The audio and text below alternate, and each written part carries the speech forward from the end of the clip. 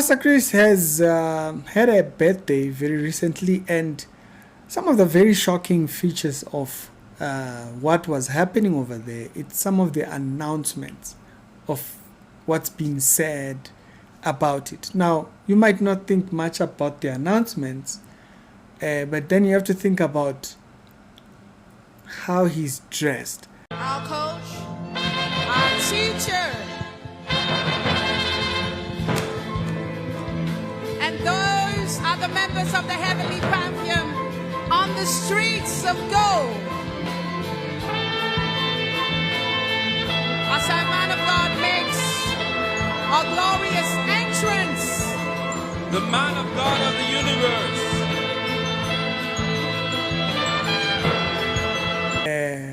And we shall walk on the streets of gold. It's easy to, ride on horses and whatnot. It's easy to dismiss it and say, no, it's just Christian ideas, right?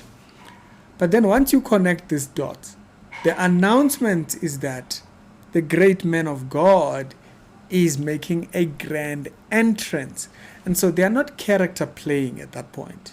It's Pastor Chris. It's not like Pastor Chris is playing a role of a figure of Jesus. It's that this is centered around him and his entrance. If it had been that they were saying, imagine the day, this is how our entry into the kingdom would be like. It would be different. It would be like, okay, Pastor Chris probably is thinking, and then, probably playing the role of Jesus or something like that. But in this feature or in this video, it practically tells you the center is the entrance of Pastor Chris. That's the whole center out of everything that you see there. So that's the first thing, right? The grand entrance, it's about him, da-da-da-da. Then there are angels who are in a row and they are thinking. So that now, if he was character playing, you would kind of say, okay, the bride coming with Jesus, maybe something along those lines, right? But then when you go back to what I mentioned earlier on, that the announcers are saying that this is the great man of God's entrance. our coach, our teacher, and those are the members of the heavenly pantheon on the streets of gold. As our man of God makes a glorious entrance, The man of God of the universe. So now that kind of dismisses that whole character play thing that, everybody else are the angels and centers around him. Fine, no problem.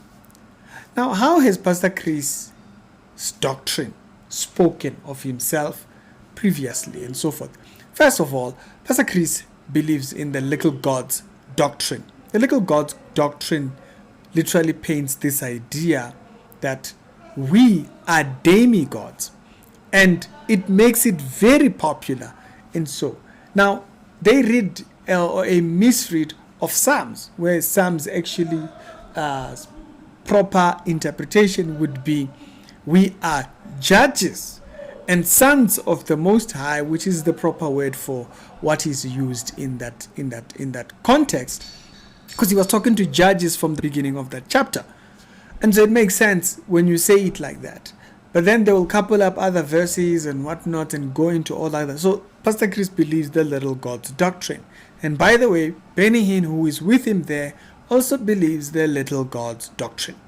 We pass. Pastor Chris has previously refused the idea that God is the way maker. You remember we had that whole debate. It was a whole thing on social media where Pastor Chris was saying that we are the way makers. We were made the way makers. And we objected to these ideas and said it's very dangerous. The idea of waymaker is God. They have their issues. He has his issues with Sinach. Doesn't mean that he has to now take a flag at what she sang. The song is truthful to that. God is the one who made a way for us, in sin to get out of that, and also for the Egyptians to get them out of things. He is a way maker. And the same Jesus also says that I am the way, the truth, and the life. So he is a way maker. He's made a way for us back to God. He's made a way for us back into relationship with God. So why would Pastor Chris want to take that? And so when you take that, and you take the little God's doctrine, and you bring it here, and then you combine it with this next part. Pastor Chris also does role plays. It looks like it's a thing with this group of people, like these people, Pastor Chris or Passion Chaff, that gang over there. They like birthday character playing, and they don't character play like like Smurfs. Character playing like Smurfs. They character play as mythologies. You'll see them, Star Wars and the whole thing. You'll see them not only doing Star Wars, you'll see them also doing Egyptian ideologies, and bear in mind the ideas behind these things. Sometimes even Superman. It goes as far as those type of characters. And what is it about these Marvel characters? I think, there is also cosplay within gaming, within the gaming community and so forth. But we understand we are speaking from a mythological perspective, right? It's clear there. But within this guy's ideas, little God's doctrine, we are the way makers. And then you have people that are taking mythologies and embodying the mythologies. So I find it quite interesting. Is there a theme in what you're seeing? I don't know. I think it's for everybody else to make up their mind about it. Personally, I know what I think about it. It speaks true to what they believe. It kind of spans, if you were to spread out everything that they have displayed, and you consider this, it makes sense. They think of themselves in that way. That's why they love this prestigious, all this,